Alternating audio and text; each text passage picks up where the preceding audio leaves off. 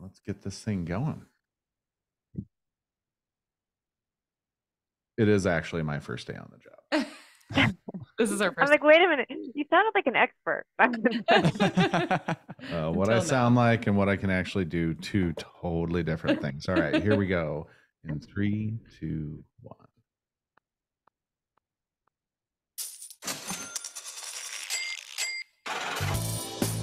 From the Boss Mortgage Studio in Bend, Oregon, welcome to Truth in Lending. We are back. After a month off, we are back, and you heard right, in our new studio, nevertheless. And all the way from Washington, D.C. via Portland, Oregon, today's guest is Trish Cousins, finance and loan analyst for rural development in the United States Department of Agriculture. Rates are coming down, and the holiday spirit is heating up. Oh, yeah. So Your holiday spirit's been up since Thanksgiving. But. Since before Thanksgiving, actually. Our lights went up 2 weeks before Thanksgiving. So grab your cup of cocoa and join us. Today is December 6th, 2023, and this is Truth in Lending. Here we are. Happy to be here. We are. Love the new studio. Check it out. Let us know how we sound. Yeah, in theory, we will be on YouTube with today's recording because we finally have decent internet and bandwidth. So we're here. It's not going to be completely pixelated. It was a little glitchy on the last few. You guys don't want to see those. You don't want to see those. Awesome. So Trish, welcome to the show. Tell us a little bit about yourself and what got you into the business, the USDA side. I know that a lot of people have a lot of questions on that. Yeah. Thank you for having me today. Thanks for inviting me. This is exciting. Not only because I get to be on your podcast, but because you're from Oregon and you're in Bend, right? That's exciting. Yeah. So anyways, as you already said, my name's Trish Cousins. I'm a finance and loan analyst on the Lender and Partner Activities branch. I've been with rural development for just almost 13 years now. But before I came to work for rural development, I spent 14 years in mortgage as a loan officer, and I absolutely loved being a loan officer. And that's part of the reason that I feel so fortunate to be on the team that I'm on, because I get to have a foot in both worlds, essentially. I get to help the mortgage world administer an awesome program, but I also get to bring the mortgage world or the knowledge of the mortgage world to the government to enhance an already great program. So I just feel like I bridge a gap there.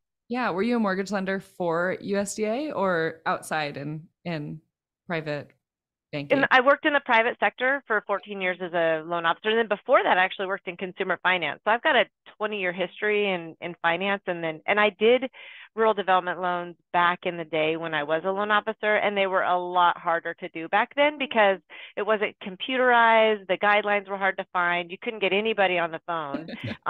We have evolved tremendously. Yeah. A lot more paper, yes. Get in there, Greg. How did you end up making the switch from private to government, going over to USDA?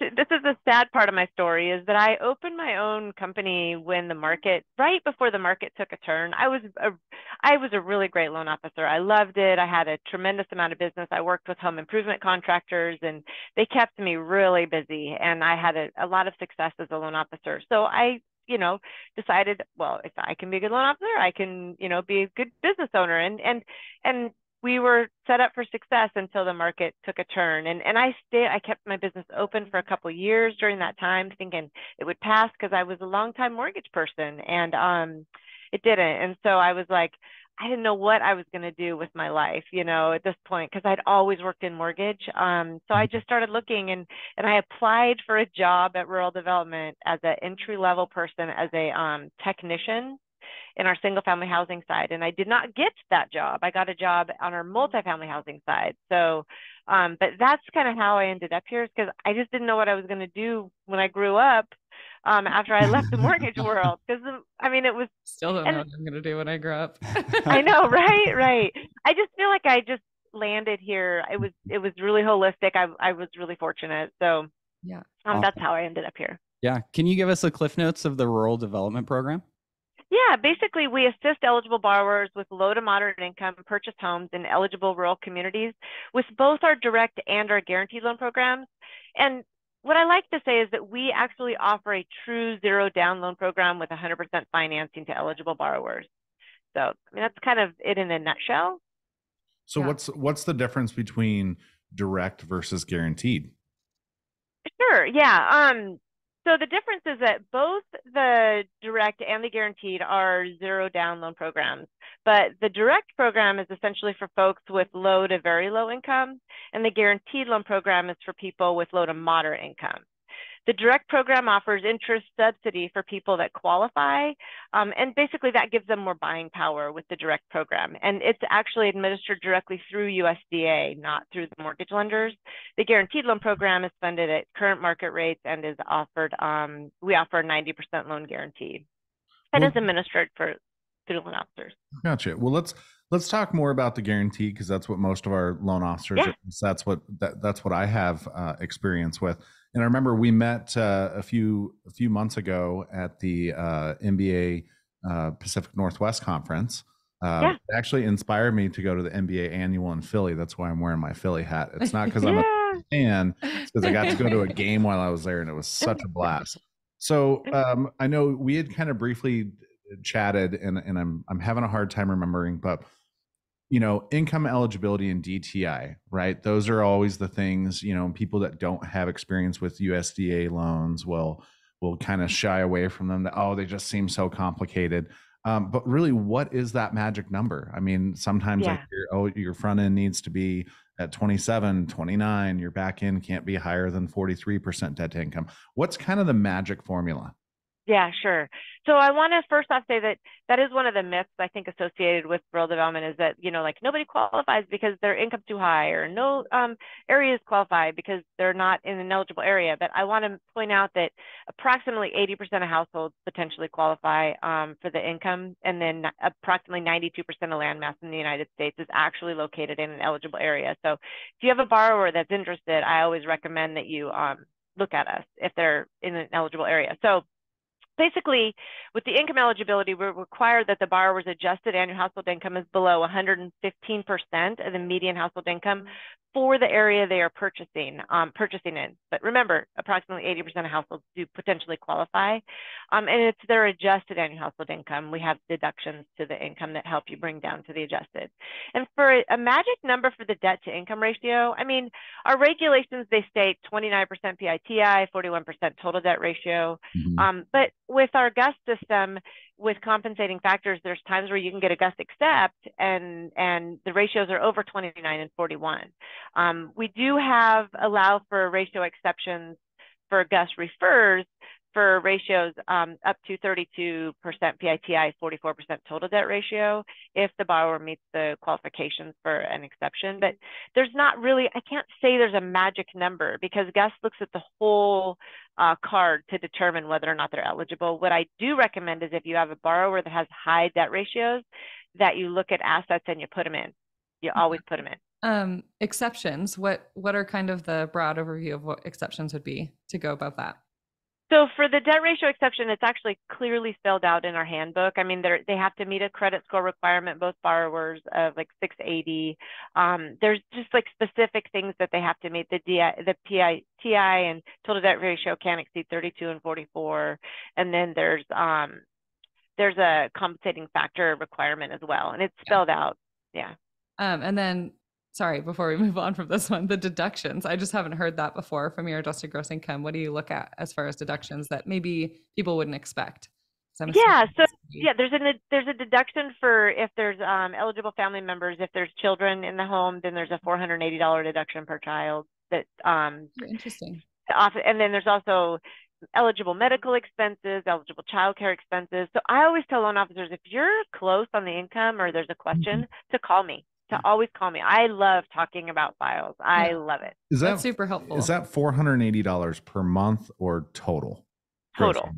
Gross annual. It's total. Minimal, then. It's a one-time deduction of $400. I know. I wish it was more, but $3 a month. That's not bad. Yeah. Can we just say it's $480 a month? I wish we could. Okay. She's like, wait, this is recorded. I'm not gonna. You're not gonna rope me in. I feel like manufactured homes are one that everyone always just immediately disqualifies or thinks that it's not going to run through this. So give us some insight on that. Yeah, we actually are. excited about that because it's a way to offer some, more affordable housing for people. So yes, you can finance a new manufactured home with our new construction programs, or you can finance an existing manufactured home constructed on or after January 1, 2006 with our manufactured housing pilot program. But right now that's only available in select states. And I can rattle the states off. Oregon is one of them. Yes. Oregon and Washington, I was going to say, those, yeah. So I'm not sure what states everybody's licensed in, but the information of it. You can share it. We have people all over the country that will listen. Okay. I'll go really fast. Okay. Colorado, Iowa, Louisiana, Michigan, Mississippi, Montana, Nevada, New Hampshire, New York, North Dakota, Ohio, Oregon, Pennsylvania, South Dakota, Tennessee, Texas, Utah, Vermont, Virginia, Washington, West Virginia, Wisconsin, and Wyoming. Wow. Was anyone else like singing the song of the states? I know. Alaska. So that's great to know. Thank you. So let's talk about GUS, because for 15 years before I ever got into loan originations, I was a loan processor, and I used to run GUS. I'm very, very familiar with GUS. I still run my own GUS files to this day. Me too. In fact, some investors are like, "Will you run GUS? Can you go in and make the changes?" So here's my 2 cents about GUS. You guys made some updates a couple years ago, made it a lot more friendly. And, I'll take any improvement. It was an improvement. It's still a little wonky and still needs some massaging. Do you think we'll ever see integration like DU and LP to where people's loan origination systems will be able to integrate, so we don't have to export the file, upload the file, and only some of the information copies over? Are we going to see any sort of integrations, and are there any updates that you can share with us about GUS? Yeah. So, I mean, there's not anything coming in 2023. As you know, we're kind of coming into the home stretch there, maybe in 2024. I mean, I do think we're constantly updating GUS, little changes to make it work better, work easier. But what we're really focused on right now is the business to government initiative, B2G. And when that goes live, GUS will be integrated with your LOS, just like DU and LP. And that is coming. We just can't say exactly when. I mean, it's a big process. Yeah. So for those of you that don't know, we keep talking about GUS. GUS is not an individual. It is the guaranteed underwriting system. Thank you. Thank you for that. Thank you. GUS he does kind of have a personality. Yes. Yeah. Be a little fickle. Yeah. Finicky, I was going to say. I do have to tell you, though, that if you're a GUS expert, I mean, that's a big deal. I mean, I might keep your number on file because I get a lot of GUS. I love GUS because it's challenging. Sometimes I have the screen up and people will walk by the door and they're like, "What are you working on?" I'm like, it looks foreign to me. We should put it in our email signatures, right? GUS certified. Yes. So in the new high rate environment that we're in, what is USDA and the Rural Development Program doing to make it more available to people? Yeah, we're looking at just a few things. We're looking to make some changes to or relaxing our debt ratio requirements. That's a big one for us right now because I think that some of the other agencies have done that already. We just haven't.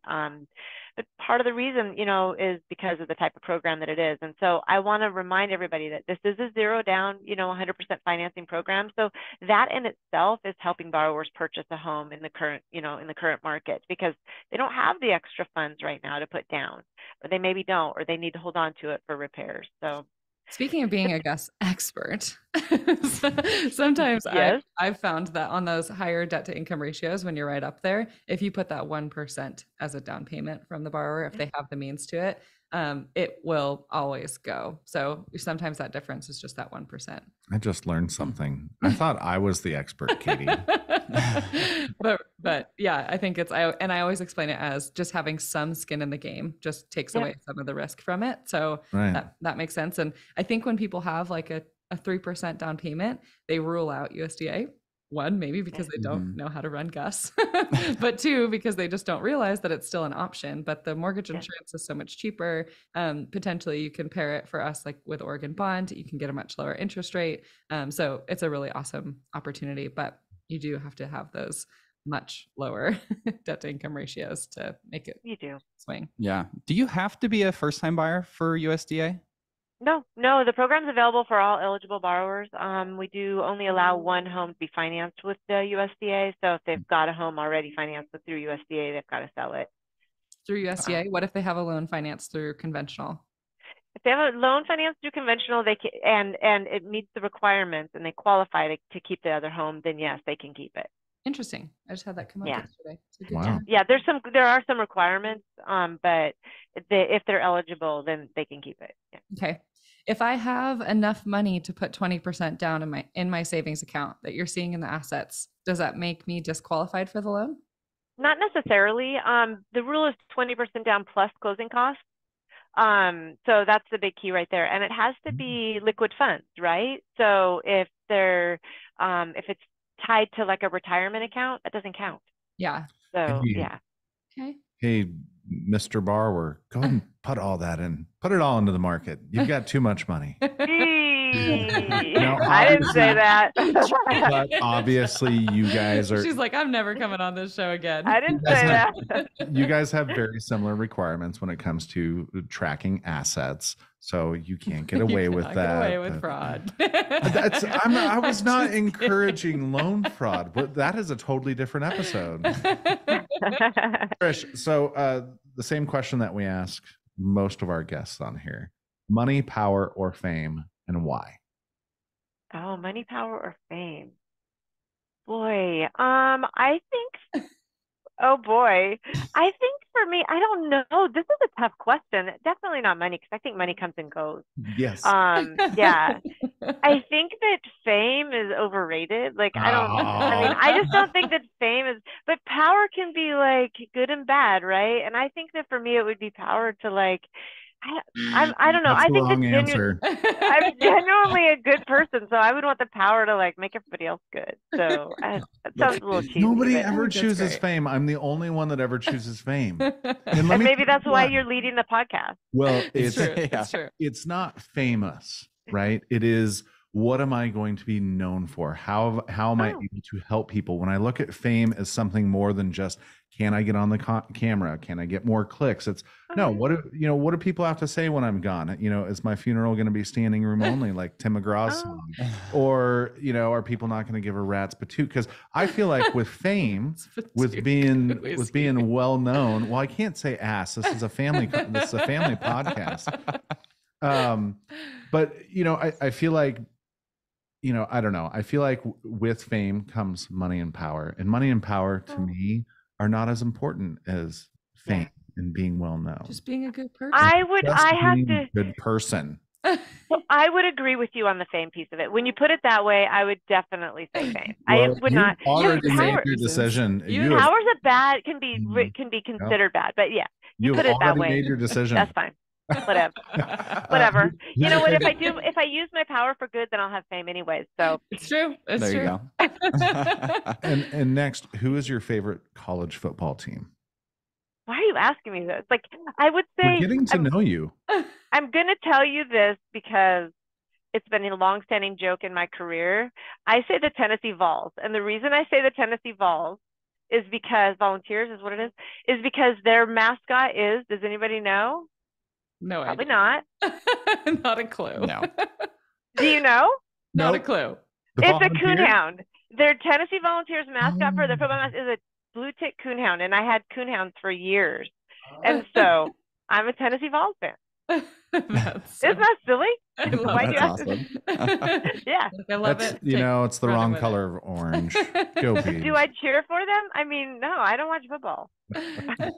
Well, hey, thanks so much today for joining us. This has actually been great. I've got some notes written down because I still do a handful of USDA loans. Yeah. In Central Oregon, anything that's outside of Bend proper is eligible from a property perspective. I have another question though. Still, sorry, Katie, you're out of time. I want to circle back to it before we lose you. So can I also give my contact information? Yeah, absolutely. Okay, thanks. So direct and guaranteed, I still feel like there's a little bit of that confusion, but if I'm understanding correct, Right. It's that direct is for more of the lower income, and it would be available if you contact USDA directly.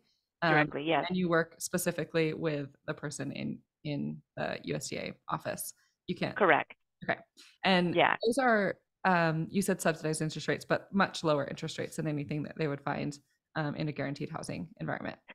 correct. Yeah, the rates are lower than the market rate typically. And then if they qualify, if they have very low income, then we can subsidize the interest rate down, which gives them more buying power. I just wanted to confirm it or verify it and make sure, because I feel like I often hear USDA Direct as that lower interest rate, and it's nice to correct people, but I always want to correct people correctly. So your contact information for any more questions. Yeah, I also want to add on the direct program that the guidelines are a little bit more restrictive. There's some inspection requirements, things like that.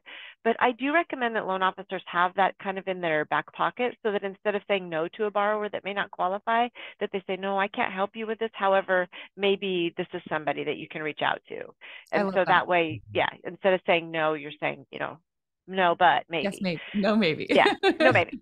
So my contact information, my name is Trish Cousins. My email address is Patricia, patricia.cousins@usda.gov. And my contact phone number is area code 202-720-9634. So if there's some questions that come up, feel free to reach out and give me a holler. Awesome. Trish, this has been great. And I will be reaching out to you after the recording, and I'll let you know when everything's up live. Really appreciate this today, and glad that you were willing to come on. Of course. Yeah. I look forward to hearing from you guys soon. All right, Trish. Take care. Thank you. Bye-bye. Well, so great. Yeah, a couple things here that I want to just go ahead and point out. Shameless plug by Katie with us. You're not the only one that does the Oregon Bond program, Katie. And also, you like to correct people correctly. I just love picking you apart some days. Correctly? You said I want to correct people correctly. Did I say that? Yeah. No, it's great. I just wanted to relive it before I forgot it. Sometimes I don't listen to myself. Good thing it's recorded. Clearly.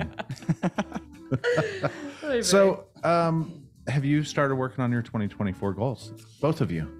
A little bit. I've been working on business plans for 24. Business? I haven't done goals yet. What kind of business plans? Just some lead sources, new lead generation stuff that I'm working on. Okay. Greg's got a lot of things in the pipe. He's got a lot of things going on. I got a lot of things I'm working on. No, I need to reevaluate my goals. So we'll see where we land. I haven't done that yet. Cool. Got any predictions for 2024? I'm thinking that by the middle of the year, we're going to have more business than we know what to do with. Because nobody's in the business. Nobody's in the business. Well, there's like 13 people that listen to this podcast that are still hanging on. I'm telling you, you 13 that are hanging on, you're going to be it's going to be coming through your nose. Yeah, I think it's going to be booming spring, summer next year. It seems like there's a lot of inventory that's not on the market also. A lot of pocket listings right now. So many people that just want to talk about things and think about it. They're thinking. They're noodling on it. And Randy, what about you? Thank you. Someone cares enough to ask about my feelings, because clearly I'm working on my goals. That doesn't matter. Yeah, no, I'm very curious about your goals. My predictions for 2024. I think I gotta agree with both of you. I really do. I see good things ahead. Is this us being optimistic?